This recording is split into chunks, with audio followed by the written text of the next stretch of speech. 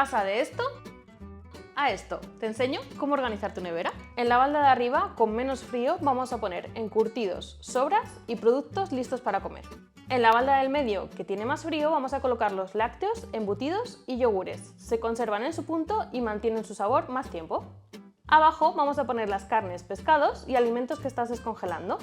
Puedes utilizar un recipiente con rejilla para evitar que goteen. En los cajones se controla mejor la humedad. Pon las frutas y verduras. Y separa las manzanas y plátanos porque aceleran la maduración del resto.